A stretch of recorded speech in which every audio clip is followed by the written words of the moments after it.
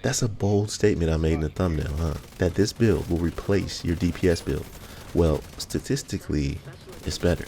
But we all know that sometimes statistics can fail when tested in the field.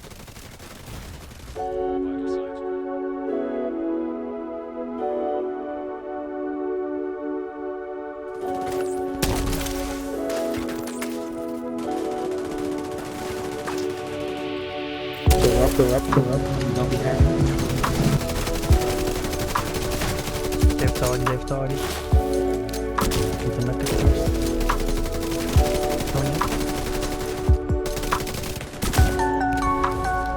What's up? Stop, I'm not sure. Don't push it.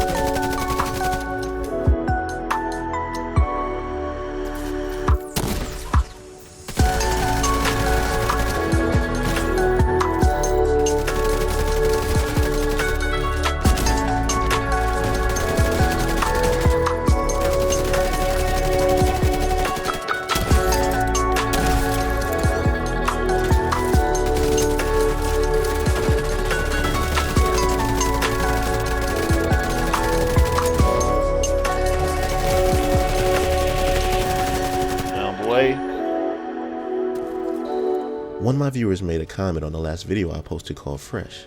He said, and I quote, "Stinger hives don't deal explosive damage and it doesn't gain any extra damage from percentage explosive damage. The stingers deal skill damage and scale based on your percentage skill damage stats.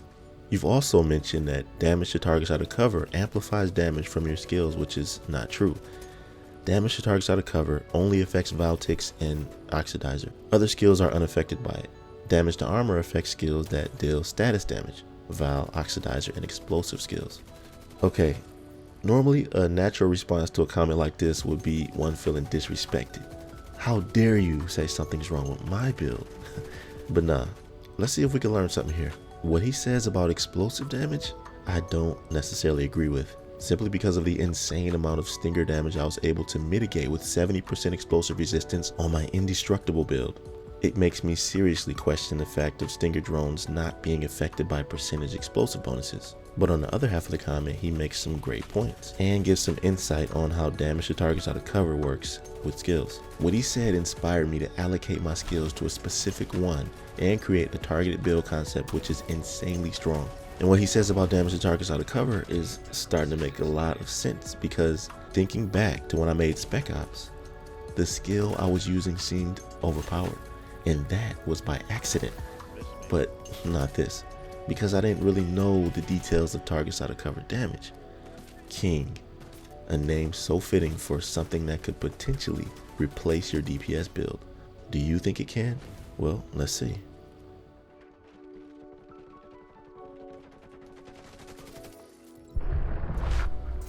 Now before you say anything, I know that this is my third build in a row using the capacitor as my primary, but I promise you that it won't be redundant. I just need you to understand why this is fundamentally better. Imagine you have an all red DPS build.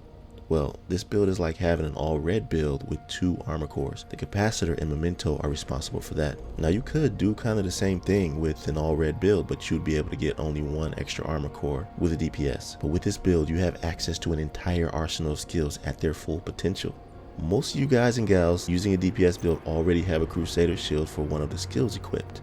Well, why not upgrade that to a tier 6, which is more formidable, or counter the shields with an EMP sticky bomb that outshines the range of anyone else's lower tier sticky because of the whopping 60% skill efficiency you have.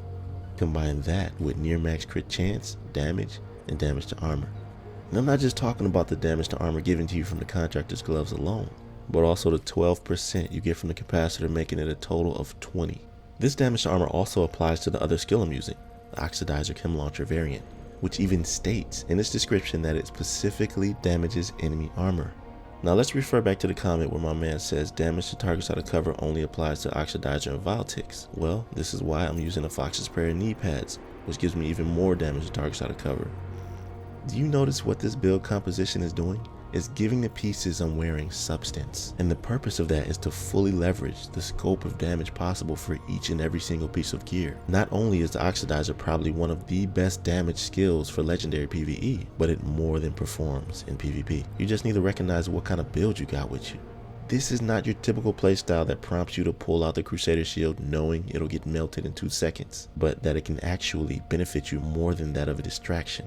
Let me tell you about the rest of my build so we can wrap this up soon.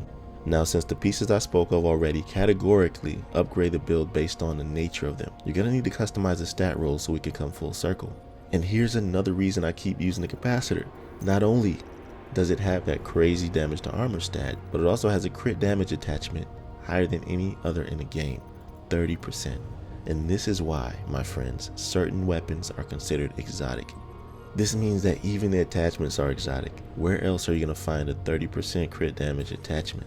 And we all know that with assault rifles it's hard to stack crit chance. Well, this 30% damage gives you a little room to add just enough chance to have more than an average crit chance to damage ratio.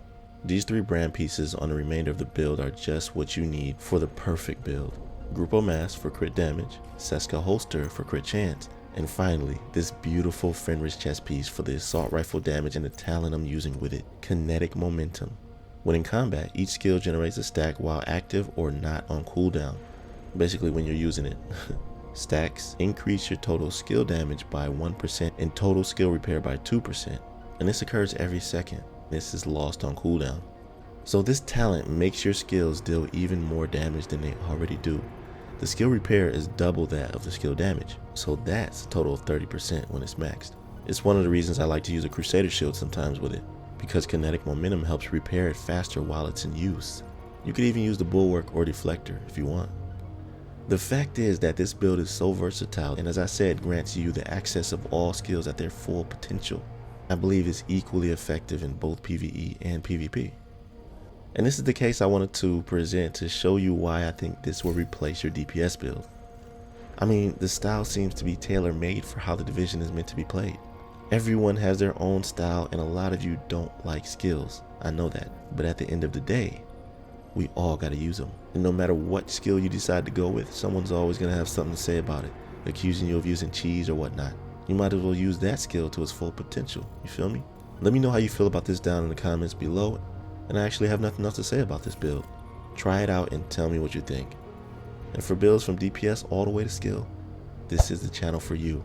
Make sure you subscribe to it and like the video on your way out. Until next time, be right out.